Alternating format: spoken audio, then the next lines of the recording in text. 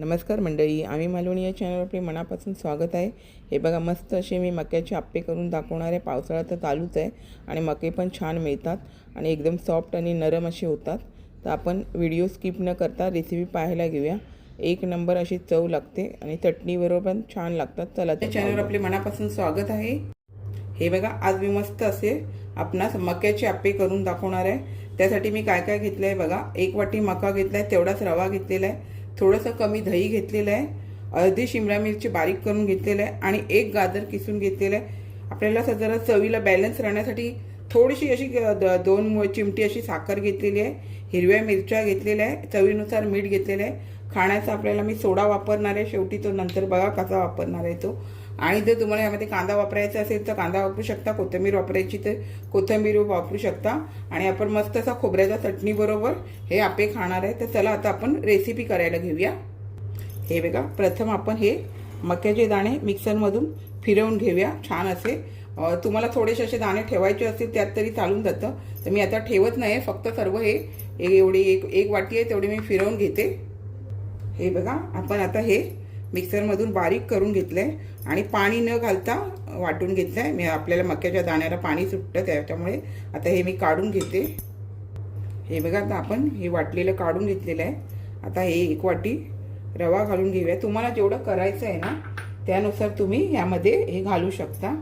आता यामध्ये हे दही घालून घेऊया आणि पाणी जेवढं लागेल तेवढं त्यानुसार आपल्याला यामध्ये पाणी घ्यायचं आहे, कारण हे रवा असतो ना ते पाणी शोषून घेतं। आता हे गाजर बघा, गाजर तुम्ही चॉप करून घेतला तरी चालेल, मी असं बारीक असं किसून घेतलंय।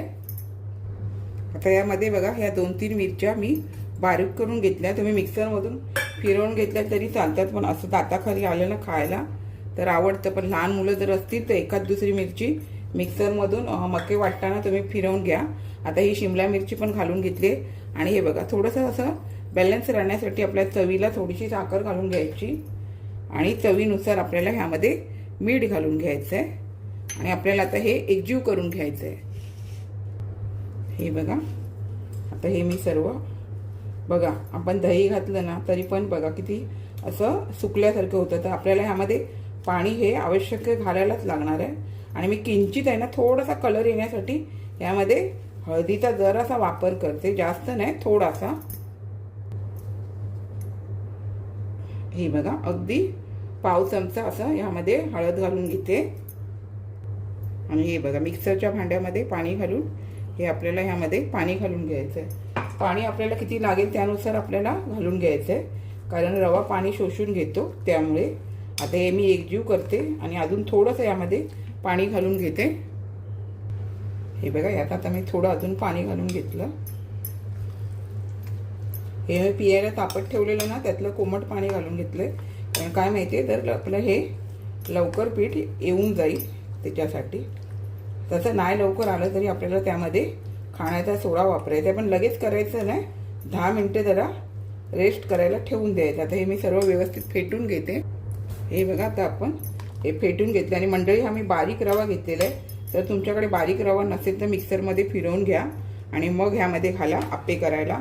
छान आप्पे होतात अशा तऱ्हेने। आता आपण हे झाकून ठेवून देऊया आणि 10 ते 15 मिनिटांनी मग आपण करायला घेऊया। हे बघा, आता आपलं मस्तपैकी हे आता कसं झालंय ते तुम्हाला दाखवते। हे बघा, असं घट्ट झालं, कारण आपण काय माहितीये रवा कसं पाणी शोषून घेतं ना, त्याच्यामुळे फुललं पण आहे आणि घट्ट पण झालंय। आता हे मला ठेवून आहे ना, मी 10 मिनिटं 15 मिनिटं बोललेली, पण मला आता 20-1 मिनिटं होऊन गेले आणि छान फुललं गेलंय। ते एकदम जाड पण नको आहे, तर थोडंसं यामध्ये अजून मी कोमट पाणी घालून घेते। तर हे आपण एकजीव करून घेऊया। अजून आपल्याला थोडंसं पाणी लागणार, जास्त पण बॅटर जाड नको करायला, त्याच्यामुळे आता हे अशा पद्धतीमध्ये आपल्याला आता हे फेटून घ्यायचं आहे। आता हे मी व्यवस्थित असं फेटून घेते। हे बघा, आता आपण हे फेटून घेतलंय, तर आपल्याला किती करायचं असतं आधी त्यानुसार आपल्याला यामध्ये खाण्याचा सोडा घालून घ्यायचा आहे। आता यामध्ये मी हे काढून घेते दुसऱ्या भांड्यामध्ये।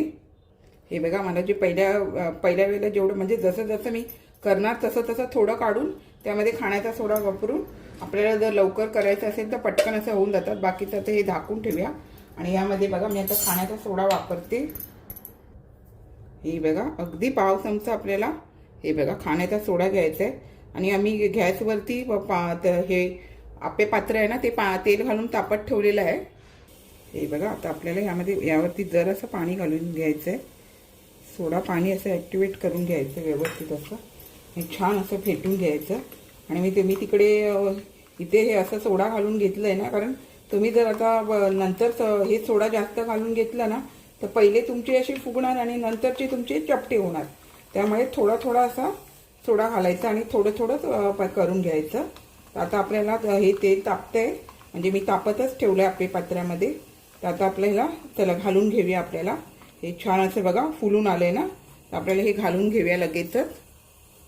हे बघा आता हे आपण तेल तापून घेतलेलं आहे. ह्यामध्ये प्रथम आहे ना साईडचे आपल्याला घालून घ्यायचे आहेत.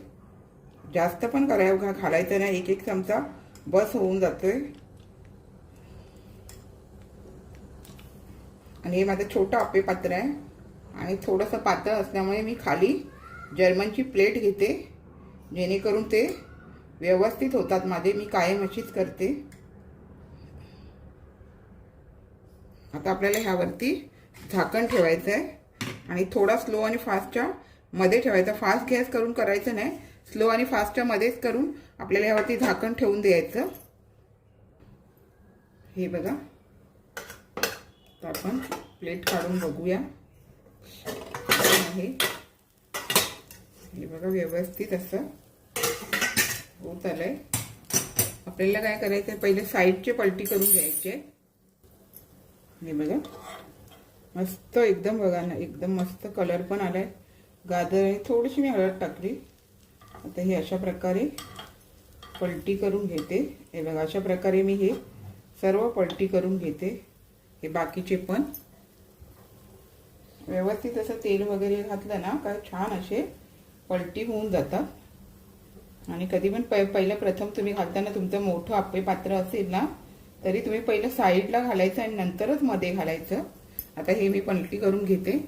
हे बघा पलटी करून घेते. पुन्हा थोडं झाकण मारून ठेवूया अगदी 1-2 मिनिटासाठी. आणि मी बघा पूर्ण बारीक गॅस करूनच ताटली ठेवली आहे, कारण माझं आप्पे पात्र पातळ असल्यामुळे ताटली ठेवायची. किंवा जाड पातळ असलं तरी थोडंसं असं हे करून, नाही तर पूर्ण करपले जाणार. आता व्यवस्थित असा कलर आलेला आहे बघा. हे बघा छान असं आपले आप्पे तयार झाले. आता आपण हे काढून घेऊया. इतके मस्त असे स्पंजी झालेत ना आणि छानच लागतात. आपण बघूया, बघा तुम्हाला दाखवते. हे बघा मस्त असा कलर आलेला आहे. दोन्ही बाजूनी चांगले क्रिस्पी झालेले आहे. आणि गाजरमुळे पण आणि थोडीशी किंचित हळद, गाजरामुळे जरा चांगला अजून कलर येतो. तर आता हे मी बघा अशा प्रकारे हे बघा दोन्ही बाजूनी कसे व्यवस्थित असा कलर आलेला आहे. छान गाजर आणि छान गाजर किसून घातलात ना ते छान कलर येतो. हे बघा पहिले जे आपण पलटी केले तेच पहिले काढून घ्यायचे. आता हे मी काढून घेते. हे बघा आता मी काढून घेतलेले किती छान कलर आले. आता अशाच प्रकारे बाकीचे पण सर्व करून घेते. हे बघा आता दुसरी बॅच पण मी तुम्हाला घालून दाखवते. साईडलाच घालायचे. आणि यामध्ये पुन्हा मी थोडंसं बॅटर घेऊन पुन्हा सोडा घालून घेतलाय. आणि अशा प्रकारे आपल्याला हे करून घ्यायचे. आणि गॅस मी फास्ट ठेवलाय. आता गॅस बारीक करते. तेल तापेपर्यंत गॅस तुम्ही फास्ट ठेवायचा. आणि तेल तापून झालं का तुम्ही गॅस पूर्ण स्लो किंवा स्लो आणि फास्टच्या मध्ये ठेवलात तरी चालेल. हे बघा व्यवस्थित असं मी हे बॅटर घेऊन घेते. आपल्याला जसं चमचे घालायचे तसं चमच्यानी माप मोजून घेतलात तरी चालेल. त्यावरती मी झाकण ठेवते आणि करून घेते. हे बघा किती मस्त झाले. ते जरा जास्त भाजलेले गेले. हे बघा छान असा कलर आलाय. मस्त असं पलटी करून घ्यायचे.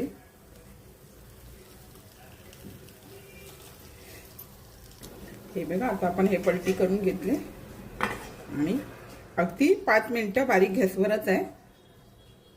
हे बघा आपले दुसऱ्या बॅचचे पण आप्पे तयार झालेले आहेत. आता अशाच तऱ्हेने राहिलेले पण मी सर्व करून घेते, मग तुम्हाला भेटते. मंडळी आता मी हे बघा आपण जेवढं सामग्री घेतलेली त्याच्यामध्ये एवढे आपले आप्पे तयार होऊन जातात. आता हे मी सर्व काढून घेते. हे बघा मंडळी छान असे मी आपणास मक्याचे अप्पे करून दाखवलेले, रवा, शिमला मिरची, गाजर घालून. आणि हे बघा किती सॉफ्ट आहेत ते बघा, एकदम असं वरून मस्त असे आणि आतून एकदम सॉफ्ट. आणि खायला तर चटणी बरोबर किंवा दह्याबरोबर, दह्यात साखर घालून तुम्ही खाल्ले ना तरी पण खूप छान लागतात. हे बघा किती मस्त असे झालेले आहेत. हे बघा अशी छान अशी जाळी जाळी येते. थोडासा सोडा वापरायचा, छान होतं. तुम्हाला यामध्ये कांदा वगैरे घालायचा असेल तर तुम्ही घालू शकता, किंवा इतर भाज्या घालायच्या असतील तरी तुम्ही घालू शकता. खूप छान लागतं खायला पण, चटणीबरोबर दह्याबरोबर एक नंबर लागतं. आपण पण नक्की अशा प्रकारे करा. हे बघा मंडळी, छान असे मी आपणास मक्याचे रवा घालून, भाज्या घालून अप्पे करून दाखवलेले आहेत. अशाच नवनवीन रेसिपी किंवा इतर व्हिडिओसहित मी आपणास कायम भेटतच असते. आपण माझ्या चॅनलला लाईक, शेअर, सबस्क्राईब, हाईप करायला विसरू नका. चला तर आता इथेच थांबते. मस्त खा, स्वस्थ राहा.